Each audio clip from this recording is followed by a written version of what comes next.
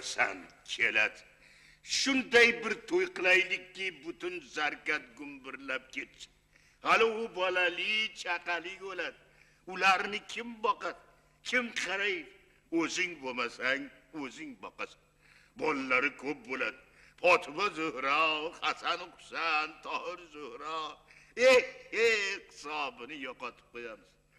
Bittasi seni tizzangda o'tirsa, bittasi meni tizzamda o'tiradi. Bir kun sen cho'pchak aytasan, bir kun men. Ming bir kecha bo'lib ketamiz ikkimiz. Juda cho'pchak yetmay qolsa, o'zimiz cho'pchak qilib beramiz. Xo'sh, cho'pchakdan qayrimiz kam ekan. Bir bor ekan, bir yo'q ekan. Yaqin o'tgan zamonda zarkat degan tomonda chuv yurgan bir cho'bon bor ekan. Uni oy desang oydek, kun desang kundek, marvaritdek aqli ko'zdan tomib turgan xotini bo'lgan ekan. Ular juda tatu ahil yashagan ekan. Erini gapini xotinini gapini eri ikkita qilmagan ekan. Eshityapsan? Zeba.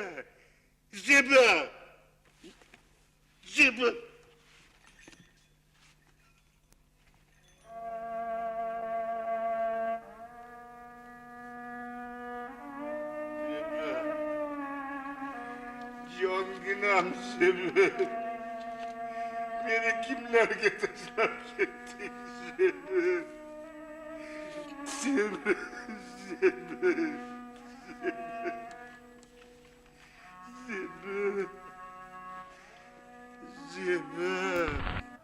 Assalomu alaykum. Shu yaqin kunlarda may oyining 9-sanasida insoniyat tarixidagi eng qonli muhoraba, Ikkinchi jahon urushi olovini yoqqan fashizm vakillari tomonidan so'zsiz taslim bo'lish haqidagi aktga imzo qo'yilganiga roppa-rosa 80 yil to'ladi. Eng so'nggi hisob-kitoblarga ko'ra qariyb 70 million inson umriga zomin bo'lgan bu urush keltirgan kulfatlar, shu kulfatlar ichida nafaqat tanu joni, balki ruhi va qalbi to'lg'angan odamlar taqdiri xususida yaratilgan badiiy asarlarning son sanog'i yo'q. Garchi bu urush bizning yurtlardan juda ham yiroqda, Avropa va unga tutash kengliklarda vujudga kelgan, davom etgan 4 yil davomida inson degan xomashyoni yegan bo'lsa-da, uning jamiki borliqni kuydirguvchi harorati va haqorati har bir o'zbek oilasi o'sha paytda yashagan avlodlar boshiga ham o'zini changini, o'zini kulfatini, o'zini qayg'usini solgan. Yodingizda bo'lsa, taniqli o'zbek adibi O'tkir Hoshimov bir o'lmas hikoyasida bu urushni, bu Ikkinchi jahon urushining so'nggi qurboni ham aynan o'zbek onasi bo'lganligi haqidagi haqiqatni, badiiy haqiqatni isbotlagan edi. Bundan qariyb 50 yil avval hozir ismini tilga olganimiz O'tkir akaning avlodi sifatida qadam-ba-qadam milliy adabiyotimizga kirib kelgan O'lmas Umarbekov o'zini Qiyomat qarz degan dramasini yaratdi. Asarni bosh qahramoni Cho'pon Sulaymon ota va uning xotini Zebi xola Zarkat qishlog'iga shifokor bo'lib ishga kelgan. Ular hovlisida joylashgan asli toshkentlik No'monjon Nazar degan yigitni xuddi o'zini bolasidek, o'zini jigarbandidek yaxshi ko'rib qolishadi.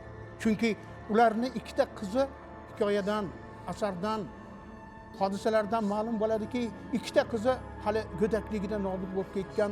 Tilab olgani shu qizlar singari hayoti zomin bo'lmasin deb Tursunboy deb ism qo'yib, yuvib taraf katta qilganlari Tursunboy o'g'illari esa o'sha zamon sho'ro hukumatini Finlandiya degan boshqa bir davlatning yerini ham qo'shib olish uchun boshlagani tarixga Fin urushi nomi bilan kirgani muhorabada vafot qiladi. O'sha No'monjon hamma qatori Qur'atga otlanar ekan, bozordan olgani ikkita qo'zini Sulaymon otaga omonat topshirib ketadi. Ko'z oldimdan ketmaydi urushga ketayotgan hovlida ekinlarni sug'orib yurgandim. Bunday qarasam, eshik tagida turibdi. Yelkasiga qop ilib olgan, ikki yonida ikkita qo'zi. Amaki, men ham ketyapman deydi. Doktor bo'lib qishlog'ingizda 1-2 oy ham ishlaganim yo'q. Omon eson qaytsam shu yerda qolaman deb. Mana shu niyat bilan ikkita qo'zini sotib oluvdim. Sotishga ham, so'yishga ham ko'zim qiymadi. Sizda tursin dedi, omonat dedi. Ikkita qo'zi ekan-ku, agar omon eson qaytib kelsa, oyog'ini tagiga 100 ta qo'yni so'yib tashlar. Nima deding? Haq gap.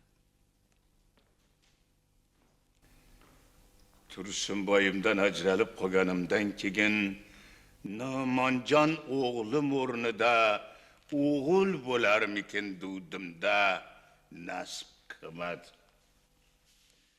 Sulaymon ota No'monjonni axtarish, o'zini gardanidagi qarzni qaytarish, kech bo'lsa ham yuzini yorug' qilish niyatida ne insonlarga, taqdir va tabiatlarga duch keladi. Ularni kuzatar, anglar ekanmiz, sahnani agar ko'ngilni ko'zi, qalbni ko'zi bilan ham ko'rar ekanmiz, hatto adibni o'zi, dramaturgni o'zi bilib bilmay ishora qilgan nozik bir haqiqatga duch kelamiz. Sulaymon ota duch kelgan insonlarning ham barchasini bo'ynida qiyomatda so'raladigan nedir qarz borligi. Uni qay biri ilg'agani-yu, qay birlari g'aflatda yurgani xususidagi abadiy haqiqat.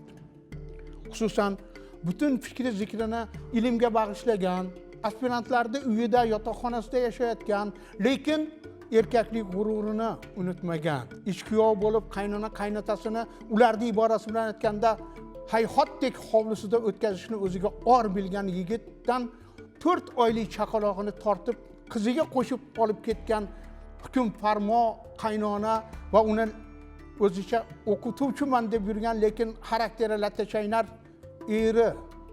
Bular oila atalmish ulug' qo'rg'onni asrashdek qiyomatda albatta so'raladigan qarzni yodlaridan chiqarishgan. O'zlaricha faqat bu dunyoni, faqat o'zlari tili bilan aytganda shunday lazzatli hayotni ham, hayotnigina ko'zlari ko'radi, shunigina idrok qilishadi. Yoxud Sulaymon ota va Anvara ketayotgan vagon kupesiga shovqin suron bilan chiqib kelgan, o'zlaricha BAMni katta asr qurilishini bunyod etish uchun yo'lga chiqqan, ularni tili bilan aytganda revolyutsiya bergan, oshkoralik, revolyutsiya bo'lgan erkinlik tufayli odamni odam sifatida ushlab turadigan chinakam qadriyatlarni unutayozgan, chinakam qiyomatda so'raladigan qarzlarni unutayozgan yoshlarga Sulaymon ota o'zini kerakli so'zini, o'zini haqiqiy erkaklik gapini aytadi. Lekin tepaga chiqishim ham mumkin, boboy. Faqat bitta shart bilan. Xo'sh, Agar juvon opamlar ham chiqsalar. Bu nima deganingiz? Nima dedim? Yonma-yon yotaylik dedim. Xolos nima dedim? Bunday deyishga qanday tilingiz bor? Siz meni to'g'ri tushuning. Siz bu polkada, men bu polkada. Buni nimasi bor? Axir ro'parangizda boboy yotadilar-ku, baribir emasmi? Oldi Max. U hazlashyapti otaxon. bunaqa qasr uchun ilgari tilni sug'urib olishar. Qachon? Shuni ham bilmaysanmi? Revolyutsiyadan oldin. Bilmabman. Axir boboy eski boboylardan-ku aytganda. Yaxshiyam revolyutsiya bo'pti, boboy. Bo'lmasam hozir biz tilsiz qolarmidik. Qanday madaniyatsizlik. Arzimagan bir kompliment uchun tilni sug'urib olish. Bu zamonlar o'tib ketdi, boboy. Hozir ozodlik. Hamma erkin qo'sh. Matbuot erkinligi, so'z erkinligi, yana nima haligi, xotin qizlar emansipatsiyasi. Nima deding? Yana qaytarib gapirchi, nima deding? Xotin qizlar emansipatsiyasi nima? Men senga zumracha emantasingni ko'rsatib qo'yaman. Otaxon. Meni haqorat qilding indamadi. Meni haqorat qilding indamadi. Endi kelib butun boshliq ayollarni haqorat qilishadi. Otaxon, siz tushunmadingiz, otaxon. Qaytarib ol, qaytarib ol. Qaytarib ol. Otaxon, men yig'lasan, siz tushunmadingiz. Emansipatsiya ozodlik degani so'kinish emas. To'g'ri gapirsang bo'lmaydimi, bola? Hozirgina ko'rganingiz sahnaga e'tibor berdingizmi? Boyagi takasaltanglarni chinakam joyini ko'rsatib qo'ymoqqa jon jahdi bilan kirishgan Sulaymon ota bu yerda demak u buyuk rolni ijro etayotgan ulug' aktyor Shukur Burxon rolga shu qadar kirishib ketadiki, ular bilan olishuvda vagonni oldi tomoniga, o'sha o'rindiqlarni oldi tomoniga ham chiqib ketadi. Holbuki o'sha o'rindiqlarda oldi tomoni nimaga borib taqaladi? Vagonni temir devorlariga va oynasiga borib taqaladi. U yerda odam sig'ir, bitta mushuk sig'adigan ham joy yo'q, bo'sh joy yo'q. Lekin spektakldagi, ijrodagi harorat uncha-muncha tomoshabinni bundan voqif qoldirmaydi. Uncha-muncha tomoshabin buni sezmay ham qoladi. Shukur Burxonni haqiqiy mahorati, Burxonovcha aktyorlik ijrosi mana shu katta badiiy haqiqatlarga siz bilan meni o'rgatadi, siz bilan meni olib kirib ketadi. Shu o'rinda O'zbekiston xalq artisti Shukur Burxonni sadoqatli shogirdlaridan biri Erkin Komilovni vafurcha qilingan suhbatdagi gaplarini bittasi yodimga tushadi. Shukur aka shogirdiga qarab bir gap aytgan ekan. Erkin, pauzani o'yna. Pauzani shunday o'ynaginki, tomosha zalida o'tirgan tuberkuloz odamni yo'tali esidan chiqib qolsin degan ekan. Dar haqiqat Shukur Burxon nafaqat teatr sahnasida, teatr dargohida, balki kino lentalarida muhrlanib qolgan rollarida qanaqa ijro mahoratini, chinakam o'zbek otasi, o'zbek jasuri, o'zbekni chinakam xarakterini abadiyatga muhrlab qoldirgan rollarida shu nafaqat dialogni o'ynadi, monologni o'ynadi, balki pauzani ham maromiga yetkazib o'ynagan edi. Bolani oling. Oling bolani. Voyjon, o'zingiz oling. Bolani ming. Voy. Bering bu yoqqa bolamni qanaqangi odamsiz? O'ravagin qizim, o'rava. Shamollab qolmasin, o'ravagin.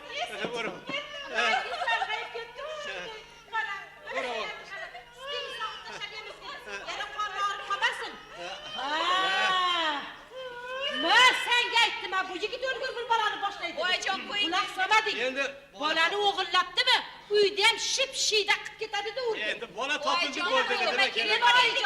Qo'ysiz. Bola topildi bo'ldi dedi. Nima uni qo'yaman? Gapirtirgani qo'yasiz. Bu yo'qmi, ha?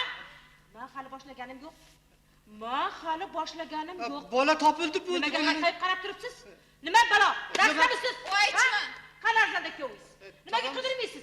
Arzanda kuyovingizni toping. Voy, bu nima degan gap, ha? Dang'illagan uchastka turganda kattalayda uyda nima qilsiz? Qaysinchi bo'ldi? Bitta qizim kelsa, dang'illagan uchastka saqlab qo'ygandan Ujimtir. Qiyomat qarz dedik. Olim bo'laman degan erini Moskvada oldin aspiranturada, keyin esa doktoranturada o'qish uchun o'zini butun umridan, iste'dodidan, bilimidan, kelajagidan siqqan, o'shandan hammasidan ongli ravishda ayirgan Anvara ismli juvon mana shuni barchasini evaziga nima topadi? Asar boshida qahramonlar tanishtirishda aytilishicha, Anvara 30larga borgan, lekin allaqachon sochiga oq oralagan. Maktabni medal bilan bitirgan, institutdagi o'qishini 2-kursda to'xtatgan.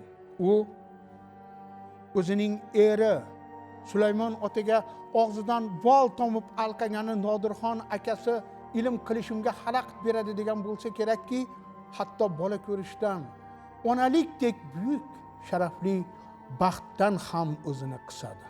Ayol-ku o'z qarzini ortig'i bilan o'tash yo'lida o'zini qurbon qilyapti. Uning eri fizik olim Nodirxonchi.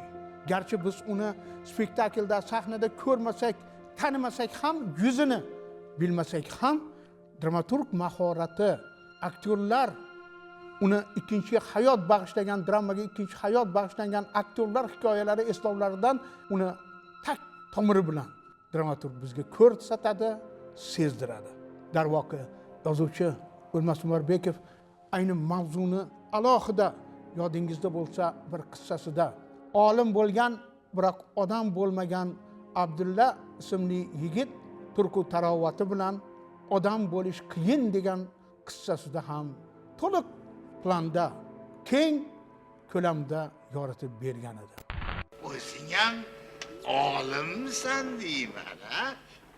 Uy ishidan, ro'zg'ordan olimman. Nima, bola chaqang ko'pmi? Bola yo'q. Hali ulgurmadik. Nodirxon akam doktor bobosilar, bola qochib ketmaydi. Davlat bilan farzandni kechi yo'q.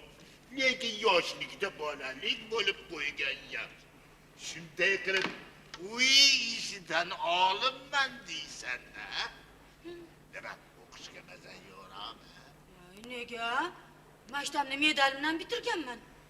Institutning 2-kursidan ketib qoldim. Yaxshi qurt ekan. O'shanda Nodirxon akam endigina aspiranturaga kirgandilar. Men ishladim, Nodirxon akam o'qidilar. Voy otaxon, yaxshi ham shunday qilgan ekanmiz. Mana doktor bo'lyaptilar. Ezilib ketdilar o'zlari ham otaxon. Axir osonmi? 5 yil aspirantura. Keyin 2 yil kandidatsiketida sarson bo'ldilar. 1 oy Toshkentda bo'lsalar, 1 oy Moskvada. Keyin 4 yil doktorantura, 1 yil laboratoriya. Voy otaxon, tag'in o'zlarigacha men nuqulmenga achinadilar. Shuncha yil turmush qurib, biron marta kurortga olib bormadim dedilar. Menga kurort kerak ekanmi? Nodirxon akamni bir kun xursand bo'lib yurganlari men uchun 100 ta kurort. Gaplaring juda ma'qul. Erning chehrasi xotinning dili. Erning chehrasi ochiq bo'lganda xotinning dili quvonadi.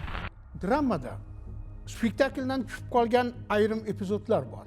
Xususan birinchi parda dramadagi, yozuvdagi birinchi parda spektaklga kiritilmagan va to'g'ri qilingan. Chunki hamma narsani ham rejissor ko'zi, rejissor idroki sahnada albatta namoyon qilib berishni o'zini bo'yniga olmaydi. Demak, ularning birida, ya'ni tushib qolgan epizodlarning birida Sulaymon ota Ukrainalik urush bevalari bilan suhbat payti bir gapni aytadi. Nomonjonlar ham ko'p ekan o'zi. Toshkentda ham bor, Andijonda ham, Ukrainada ham bor ekan. Hammasi nobud bo'lib ketdi. Ayni qirchillama chog'ida, tog'ni talqon qiladigan, o'ynab kuladigan chog'ida nobud bo'lib ketdi. Kamina bundan qariyb 40 yil ilgari gaplashganim bir otaxonning gaplari, urush veteranining gaplari hech yodimdan chiqmaydi. Urushda injenerlik qismlarida xizmat qilgan, demakki uni, ya'ni urushni oloviga quruq o'tin yem bo'lib ketishni taqdir qilmagan, biroq uni, ya'ni ko'z o'ngida bo'layotgan, boya aytganimiz 4 yillik qirg'in borotni ichidan o'tkazib kuzatgan va uni haqiqatlarini anglashga aqli yetgan keksa otaxondan men o'sha suhbat asnosida bir gapni so'ragan edim. Otajon, shunchalik kuchli armiya, 220 ta diviziyasiga ega bo'lgan tish tirnog'i bilan zamonaviy qurollangan Alman, nemis, fashist armiyasini qanaqa qilib yengdinglar deganimda otaxon bir gapni aytgan edi. Bolam, bizni yengishimizga 3 ta narsa sabab bo'ldi. Birinchisi qish, 41-yilni qishidaqa qish undan avval ham keyin ham takrorlanmagan edi. Nemis deganlari qishga yo'q ekan, ho'paki ekan. Bizni soldatlarimizga, ayniqsa ana shimol o'lkalaridan kelgan soldatlarga hamma narsani siqishsa, hamma narsadan iqtisod qilishsa ham spirtdan iqtisod qilishmas edi. O'sha oshnahor qorniga spirtni ichib olib, qoni qaynagan sho'rona askarlari qishga chidamlilik qildi. Ikkinchi sabab, nemis sho'ro davlatini, sovet davlatini bosib tugata olgan. Borana Moskvada ham olgan taqdirda u yoqni ham yana qancha joy bor edi-ku, bolam dedilar. Uchinchi eng asosiy sabab, biz bolam o'lib yendik. Nemis bizni o'ldirib tugata olmadi. E'tibor bering. Otaxon, siz bilan mendan ko'ra urushni ichida bo'lib, uni haqiqatini ko'proq anglagan otaxon bir gapni aytayapti. Yana ham to'g'ri bir gapni aytmayapti. Qandaydir urush taktikasi, strategiyasi, qandaydir qo'mondonlarning mahorati, qandaydir texnikalarni ustunligi va boshqalarni aytayotgan yo'q, chinakam sabablarni sanayapti.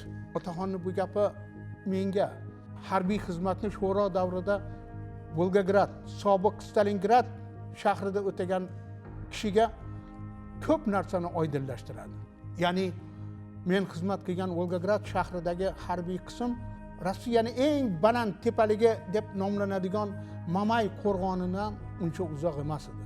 Men shanba kunlari tez mana shu Mamay qo'rg'onida borib, u yerdagi sukutga, u yerdagi alamga, u yerdagi xotira, u yerdagi yodga oshno tutinar edim. Va mana shu Mamay qo'rg'onini balandlikka joylashgan Vatan ona chaqiradi degan nomdagi o'sha paytdagi dunyodagi eng baland haykalning poyida yumaloq muzey bor edi va mana shu muzeyning ichida qizil shishadan qilingan bayroq, qizil bayroqlarning ichiga sariq shishadan faqat hujjati topilgan Volgograd, ya'ni Stalingrad himoyachilarining familiyalari yozilgan va ularning ichida 10 minglab turkistonlik, o'zbekistonlik, qirg'izistonlik, tojikistonlik, qozog'istonlik, turkmanistonlik jangchilarning familiya ismlari bitilgan edi.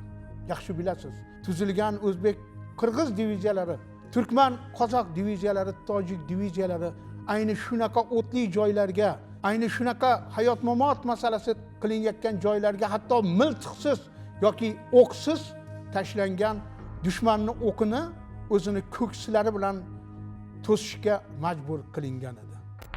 Kimsizlar? Ota-onalaring kim? Qayerdansizlar? Uylaringda kimlar ko'z yosh to'kib o'tirib, yo'llaringga intizor bo'lib, kimlar menga o'xshab izlaringni qidirib yurib, qaysi biring urus, qaysi biring gurji, qaysi biring ozori, qaysi biring qozoq, kim bo'lmalaring hammalaring mening farzandim. Tirik bo'lganlaringda diydor ko'rishardik. Senlarni ko'rib Tursunalimni ko'rganday bo'lardim.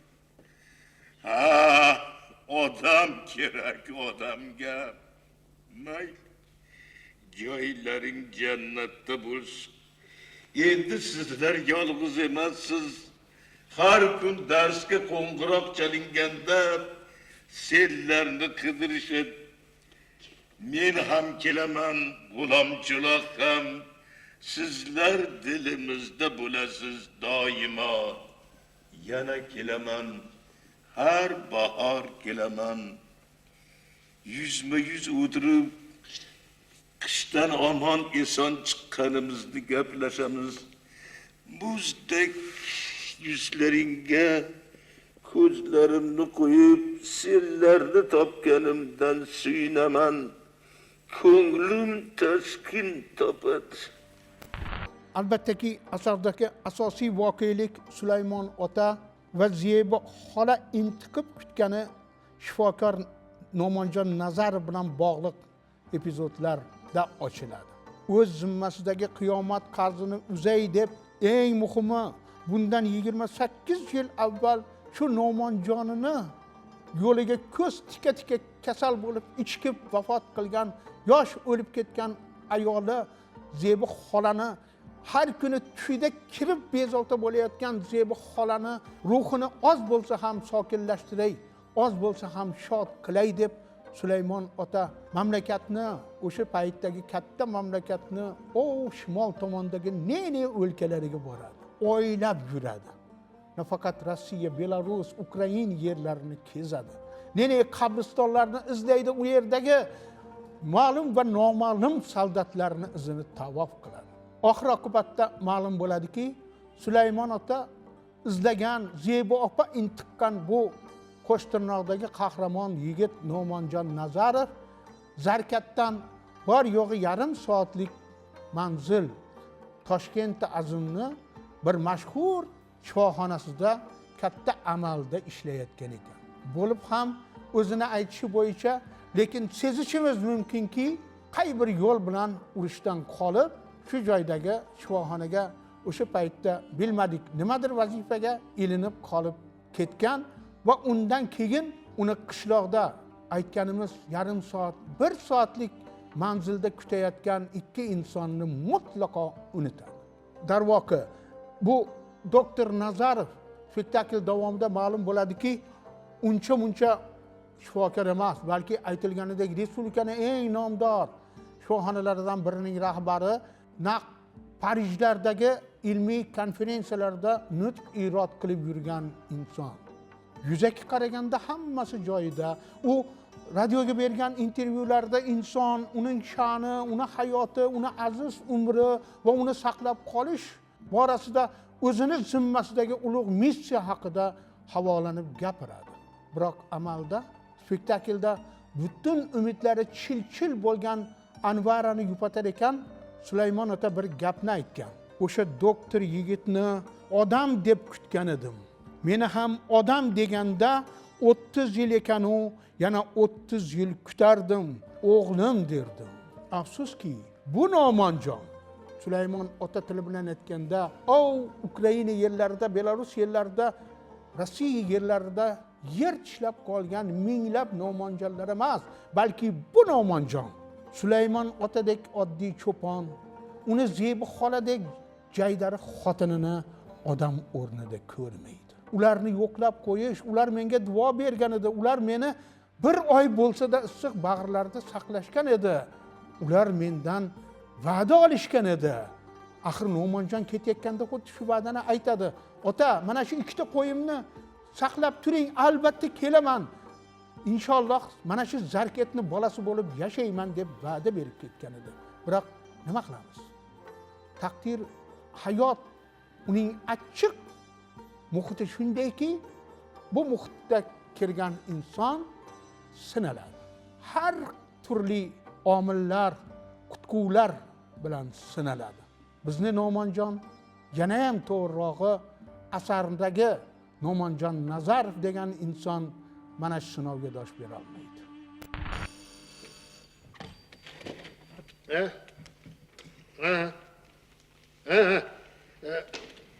Operatsiyaga tayyorlaylar kasalni. Operatsiyada albatta o'zim bo'laman. Hozir. Hop. Xo'sh, eshitaman otaxon.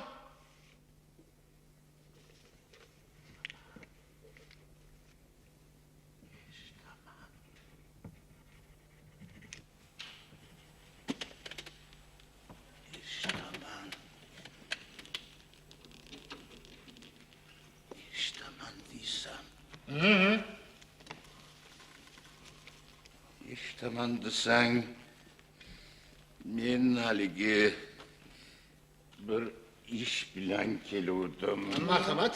Agar qo'limdan kelsa albatta. Qo'rqma. Men hech narsa so'rab kelganim yo'q. Nimalar deyapsiz otaxon? Qo'rqqanim yo'q. Qo'rqib ketding. Ko'zing aytib turibdi, qo'rqib ketding. Qo'rqma. Qari bo'lsak ham hali biror narsaga zoriqqanimiz yo'q. Menga qara No'monjon. Shu urushga ketayotganingda menga ikkita qo'zi tashlab ketuvding. Qo'zi? Ha, ikkita sori qo'y. Ha, esimga tushdi. Xo'sh, Shu qo'ylar 400 ta bo'lgan. 400 ta. Ha, qishloqning eng oldi qo'ylari shu qo'ylar. Kolxoz bozor narxida pul berdi. Ro'paraso 10,000 so'm. İstasang borib qo'ylaringni ol, kolxozga baribir beraver. Otaxon, bu axir katta pul-ku. 30 yilda kichkina pul bo'larmi? Xo'p, otaxon. Xo'p, siz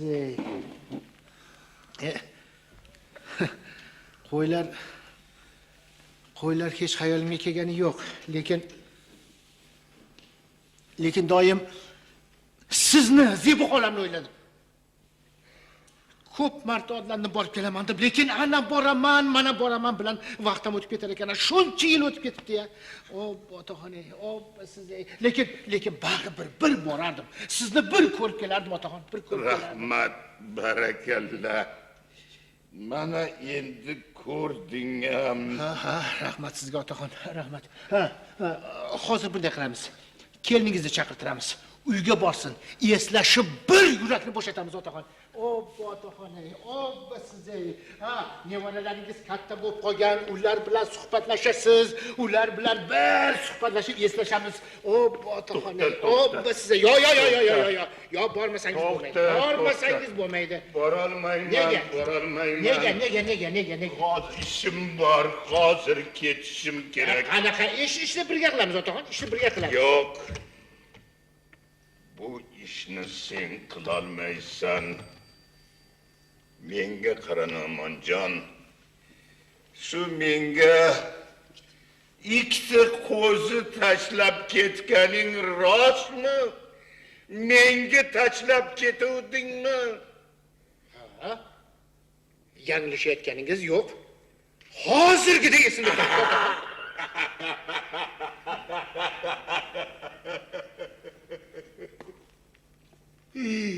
Hozirgiday degin, hozirgiday. Qo'y, esingda turibdi-yu. Butun boshlik odamni unutibsan-da. Yaxshi.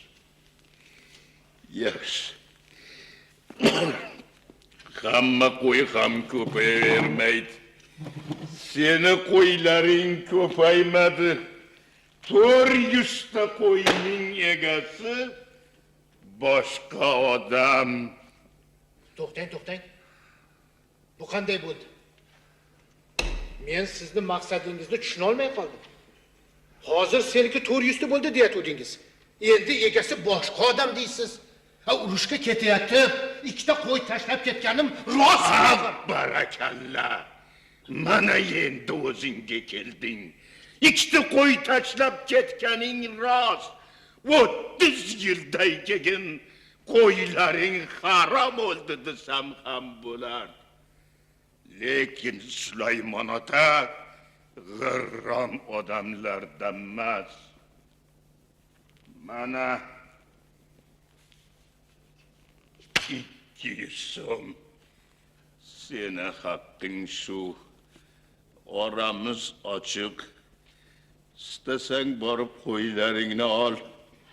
Hamma bilan bo'yniga qizil lenta taqib qo'ng'iroq bo'ylab qo'yganman.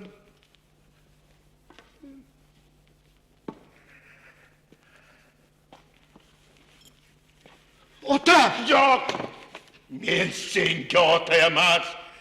O'sha 30 yil oldin meni oldimdan urushga ketgan yigitga otaman. Bu dunyo ham, u dunyo ham senga emas. Senga emas. Ko'rib guvohi bo'lyapmizki, yakun topganiga 80 yil bo'layotgan Ikkinchi jahon urushi qoldirgan zahalar to hanuz bitmagan, unutilgan emas. Bugun dunyoni turli burchaklarida yangi urush olovini yoqmoqchi bo'layotganlar, yoqayotganlar, u yerlarda 10 minglab odamlarning yostig'ini quritayotgan va mana shu olovda o'zlarini yer nima, mehnat nima, bir parcha, bir to'g'ram non nima va u qanday topilishini his qilmagan nozik, oppoq, go'yo qonsiz oppoq qo'llarini mana shu olovda isitmoqchi bo'lgan kimsalar bor ekan. Agar biz ular yoqayotgan va yoqmoqchi bo'layotgani, tinimsiz urinayotgani yangi urushlarga bor yo'g'i alangani kuchaytiruvchi o'tin bo'lishni, xomashyo bo'lishni xohlamasak, ko'plab odamlar, ko'plab donishmandlar da'vat qilganidek hushyor yashamog'imiz, har bir bo'layotgan hodisa, ayniqsa bizning yurtimiz bilan, uni taqdiri bilan aloqador hodisalarga ziyrakroq boqmog'imiz talab qilinadi. Avvalgi avlod, biz tengi avlod yaxshi biladigan afsuski hozirgi avlodga o'qitilmayotgan, balki esidan chiqarilgan bir haqiqat aytilgan da'vatni gapimni so'ngida qayta esga yodga olmoqchiman. U ham bo'lsa aynan 2-jahon urushi olovida yonib kul bo'lgan, fashistlar konslagerida umri poyoniga yetgan Chex xalqining ulug' shoiri Yulius Fuchikni konslagerda so'nggi manzilga ertaga otilishga olib chiqishdan oldin o'zining she'r daftariga bitib qo'ygan bitigi. Odamlar, men sizlarni yaxshi ko'rar edim. Hushyor bo'linglar, dunyoni asranglar. Xayr, omon bo'ling.